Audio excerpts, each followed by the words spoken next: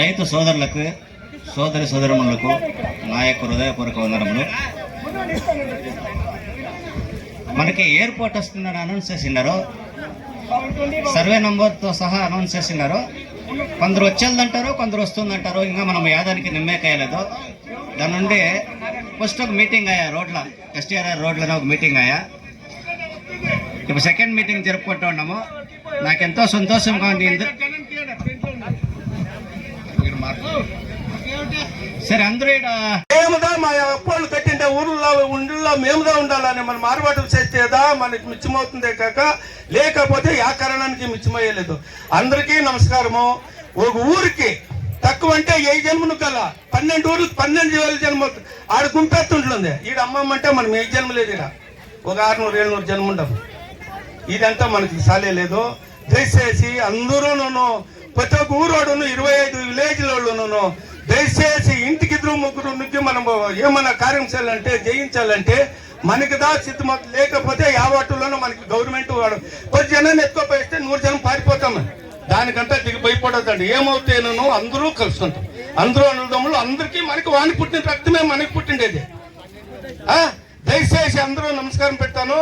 అందరూ ఇంట్లే ఇంకా 2-3 పోరాటాలు చేయాలా. అవుతే డిస్ట్రిక్ట్ కలెక్టర్ పోవాలా, కావాలంటే సీఎం గంటను పోవాలి, మెడ్రాస్ గంటను పోవాలి. ఆ మాదిరి మనం ఆర్భాటం చేస్తేనే మనకు మెచ్చిపోతే. అందరికీ నమస్కారము.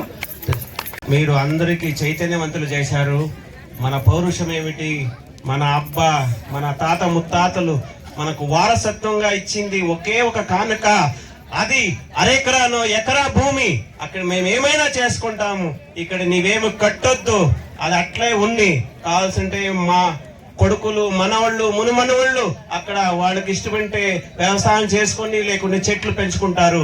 నీకు మాత్రం ఇవ్వమని గట్టిగా చెప్తున్నాడు మన కృష్ణన్న. థ్యాంక్ యూ అన్న.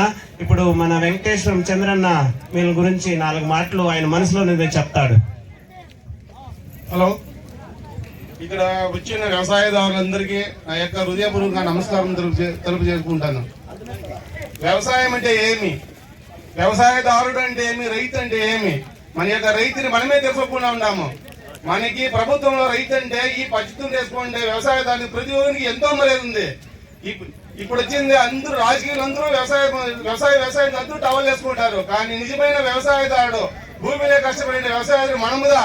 కానీ జై జవాన్ జై కిసాన్ అంటారు. జై జవాన్ అంటే మన దేశాన్ని మన ప్రభుత్వాన్ని కాపాడినటువంటి సైనికుడు.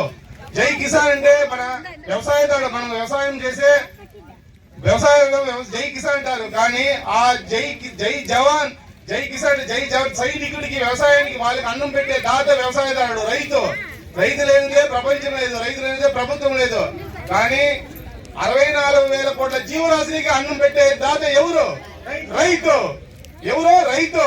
కానీ మనం తెలుసుకోకూడము. ఒకనాటికి 3 సార్లు పరమేశ్వరుడికి దేవునికి అభిషేకం నైవేద్యం చేస్తారు. ఏం నైవేద్యం చేస్తారు?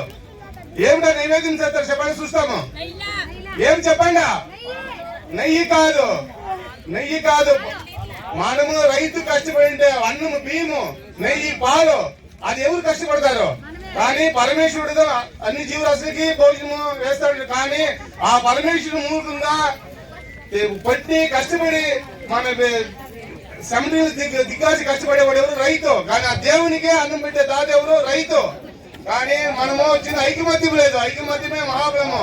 మన రైతులందరూ ఐకమత్యంగా ఉండి మన ఎయిర్పోర్ట్ కి మనము భూములు ఇవ్వకుండా మన ప్రాణాలు పోయినా మనం సచ్చినా మనము ఎయిర్పోర్ట్ కి భూములు ఇవ్వకూడదని మనం తెలియజేసుకుంటాము. కానీ దయచేసి మనం ఇప్పుడు వచ్చిన ప్రజలు వ్యవసాయదారులు సాలదు, ఇంకా ఎక్కువగా రావాలని మరీ కోరుచున్నాము.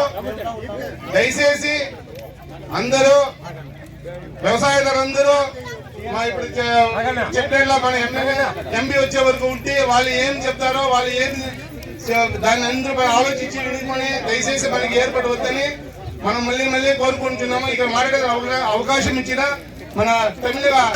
కానీ ఇప్పుడు ఎవరు? దేశం అంటే మట్టి కాదే, దేశం అంటే మనుషులై. దేశం అంటే మనుషులు కాదు, ఇప్పుడు దేశం అంటే రైతులై. దేశం అంటే ఎవరు? రైతులు. మనముదా దేశము. మనం లేదంటే దేశం లేదు. మీరు పండు కూడా ఏం తింటారు? ప్రభుత్వము ఇప్పుడు మోడీ గారు ఉన్నారు, మన సీఎం అందరూ ఉన్నారు. అందరూ రాజకీయ నాయకులు ఏం తింటారు? మొన్న తింటారు, మందు తినేలు. మనం కష్టపడే భోజనం అంటే అన్నము, పాలే కానీ, నెయ్యే కానీ ప్రతి ఒక్కరూ మనం తినేది మనం కష్టపడేద్దా వాళ్ళు మన ప్రభుత్వం అందరూ తింటారు. కాబట్టి ఈ పొద్దు దేశం అంటే మనుషులై, దేశం అంటే మట్టి కాదు, కానీ దేశం అంటే రైతులై.